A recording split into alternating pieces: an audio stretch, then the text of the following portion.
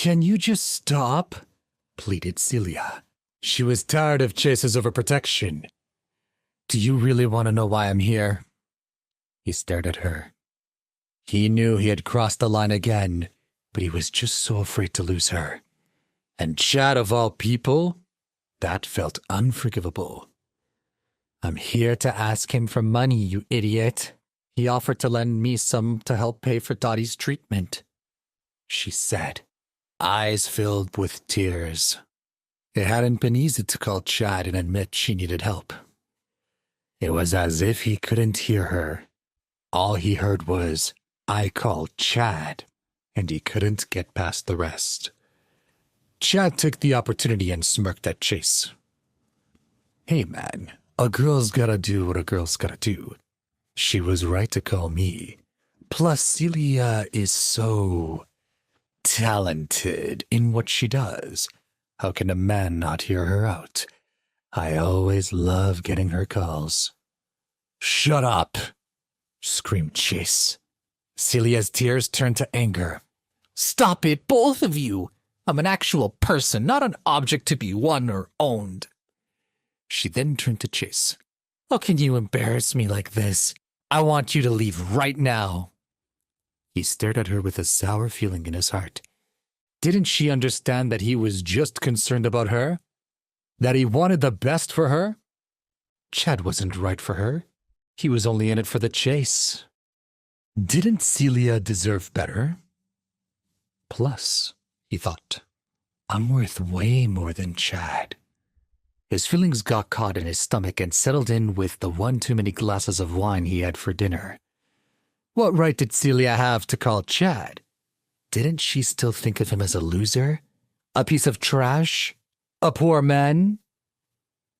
Is that it? He thought. Is it the money? Is Celia really so shallow that my worth as a husband is attached to my bank account? He was torn. He wanted to prove to Celia that he was a worthy husband, but he wasn't ready to reveal yet who he was, who his family was, what he had given up to be with her. He turned to her and said, Leah, do you really think I'm a loser? She was momentarily at a loss for words. Leah, answer me, he begged. Do you really think I don't have money? Is that all you need? His emotions were now rising to the surface. He spoke up for every insult he'd suffered, for every time he hid who he was and taken the mockery in stride. Do you even know how much I've done for you? I chased Rothman and richer than your wildest fantasies. Celia and Chad looked on in shock as Chase thumped his chest and spewed nonsensical ideas about his wealth and status. He continued, pointing at the entrance to the restaurant. This. City Grill. $30 billion. Mine. He was on a roll, and it felt good to finally come clean. Blitz Tech, the company I used to work at. I bought it. My bank is about 13 figures. He couldn't stop. The information was exploding out of him. And here, he gestured toward the parking lot. 100 Mercedes-Benz G500 SUVs. All mine. He had finally reached the apex of his admission. Everything you see, even the ground where you stand right now, belongs to me. He paused, then shouted at Celia. I've done so much. Why can't you see it? The onlookers like Chad and Celia, Chase looked like he was deranged. It was obvious he had one too many drinks, and his outlandish admissions were rolling out with a slight slur. Celia chalked it up to his humiliation at seeing her with Chad, but she didn't understand why he had gone so over the top. It was an embarrassment not only to him but to her. He could ruin everything for her. Her heart felt like it was being stomped on. She ran up to him and slapped his face, hoping to wake up from his delusions. Stop it, she screamed. You're acting insane. Nothing you say is making any sense. Celia burst into tears and pushed him away from her. She couldn't hold it in any longer. It's obvious you've been drinking. I can smell it on you. You need to leave. I don't care where you go as long as it's not here. Chase looked around and saw that it was no longer just the three of them at the edge of the parking lot. A crowd had formed. Dinner patrons stopping to marvel at this unexpected pre- or post-dinner show.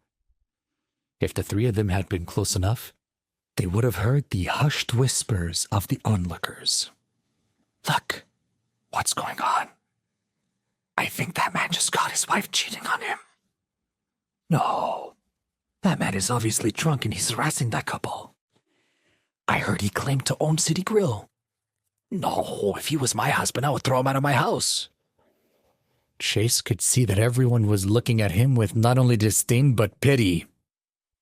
Everyone was sure he was a complete and total loser, even his wife. At this moment, the parking lot erupted with activity as 5 motorcycles rapidly pulled in from off the street.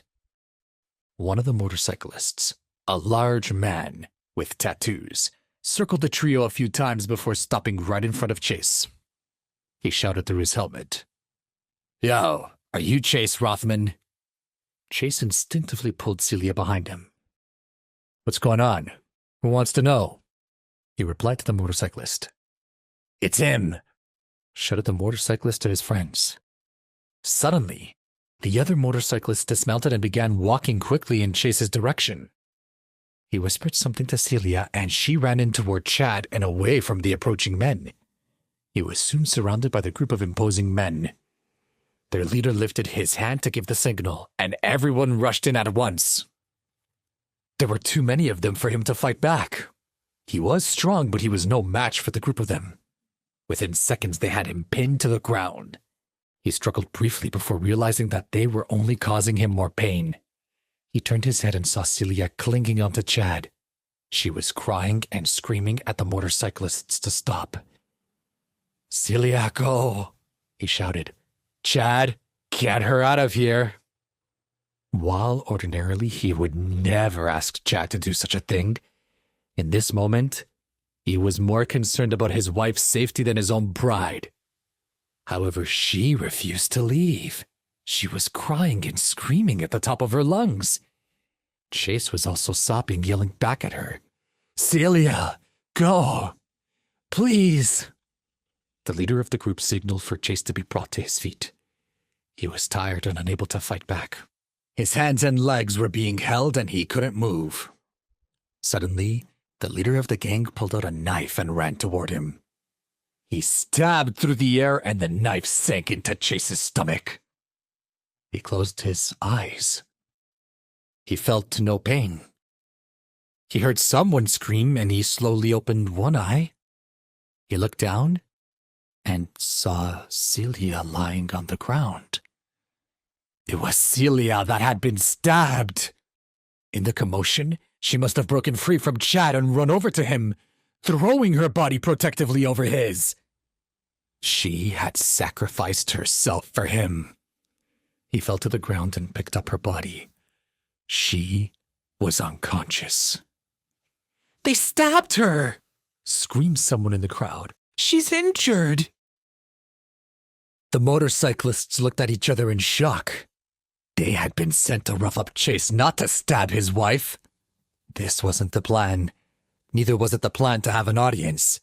Things were getting out of hand. The organization of the group fell apart as each man instinctively set out to protect themselves from what they knew was an increasingly dangerous situation. There was a cluster of commotion and a cacophony of lights and sound as the motorcycles pulled out of the parking lot at a clip and sped off in a myriad of directions. He shook with anger and screamed at Chad through the tears. "Hurry up and call an ambulance." Please subscribe to the Pocket FM YouTube channel and press the bell icon for instant notification. Check out our channel for more such exciting shows.